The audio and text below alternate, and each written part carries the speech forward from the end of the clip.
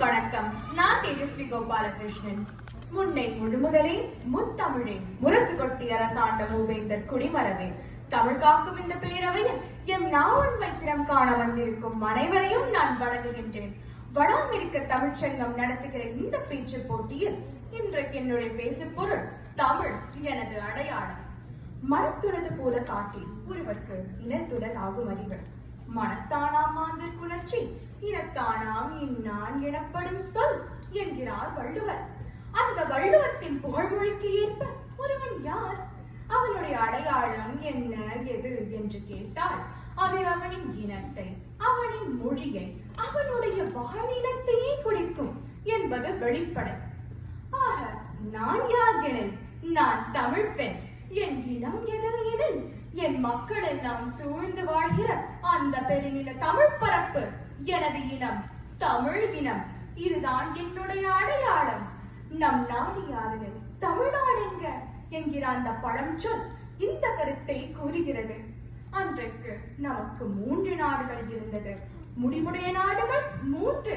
சேரரும் சோழரும் பாண்டியரும் சேர்ந்து ஆண்ட அந்த பெருநில தமிழ் பரப்பிலே தமிழ்நாடு என்கிற ஒன்று அன்று இல்லை. ஆனாலும் 3 தமிழ்நாடுகள் இருந்தன.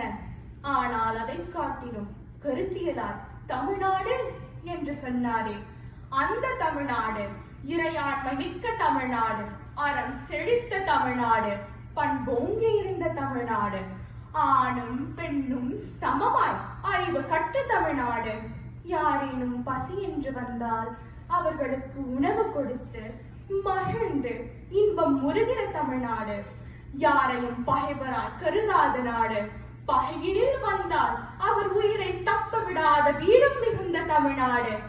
அந்த தமிழ்நாடு எனது அடையாளம். அந்த தமிழ் தமிழரின் அடையாளம்.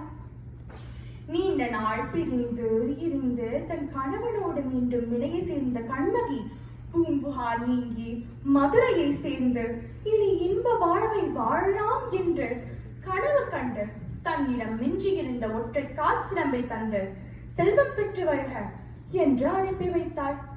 அவன் திருடன் என்றும் கள்வன் என்னும் குற்றம் சாட்டப்பட்டு கொலைகளப்பட்ட செய்தியை கேட்டு தன்னந்தனி ஒருத்தியாய் மதுரை அரசவை சென்று வளைந்த செங்கோலை தன்னுடைய கேள்வி கடைகளால் வீழ்த்தி நீதியை பெற்ற கண்ணகி அவள் தமிழரின் அடையாளம், என்னுடைய அடையாளம். நீதி சரிந்ததே, தமிழ் செங்கோல் வளைந்ததே என்று எண்ணி அஞ்சி தன் நிலைக்கு வருந்தி அந்த இடத்திலேயே உயிரை விட்ட பாண்டிய நெடுஞ்செழியன் உயர்ந்த நீதியின்படி அரசாண்ட அந்த மதுரை மாண்டியர்களின் நீதிக்கு அடையாளம், தமிழரின் அடையாளம், எம் தமிழ் வாழ்வியலுக்கு அடையாளம். உயர்ந்த புகழுக்கு காரணமான தன்னுடைய கணவரின் மறைவு அவருடைய செங்கோலும் மழிந்ததே என்று கருதி தான் இனி வாழே என்று பாண்டிய மாதேவி அந்த நொடியே உயிர் துறந்தாடே. அது அன்றில் பறவையின் சேலை மிஞ்சிய அன்பு துணையாய் அன்றைக்கும் இன்றைக்கும் எல்லோராலும் புகழக்கூடிய தமிழரின் அடையாளம். 10 பாட்டும் 8 தொகையும் 15 கீழ்கணக்கும் 5 காப்பியமும் எண்ணற்ற இலக்கண இலக்கிய நூல்களும் இருக்கிற தமிழ் எனது அடையாளம். சான்றாண்மை, நல்லாண்மை, பேராண்மை, அன்பும் அறிவும் நிறைந்த சொல்லாண்மை, இப்படி எல்லா நற்குணங்களும் புரிந்து தங்கள் வாழ்நாள் முழுவதும் தொண்டு செய்வதையே வாழ்வின் நோக்கமாக கருதி வாழ்ந்த அந்த பெரும் தொண்டர்கள், சான்றோர்கள் தமிழின் அடையாளம். அதுவே நம் மண்ணின் அடையாளம்.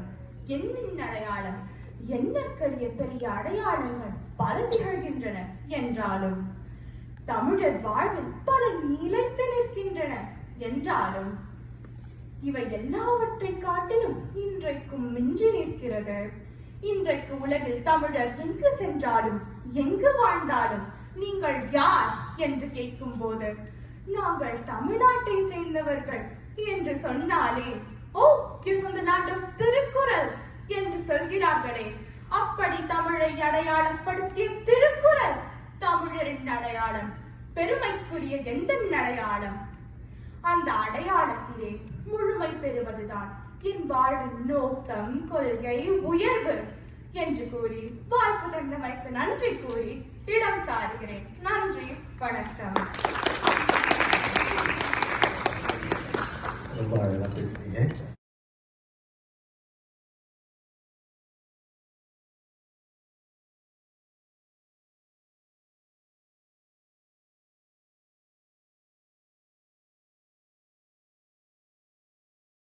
பரிசு தேஜஸ்வி கோபி கிருஷ்ணன். தேஜஸ்வி கோபி கிருஷ்ணன், வாழ்த்துக்கள்.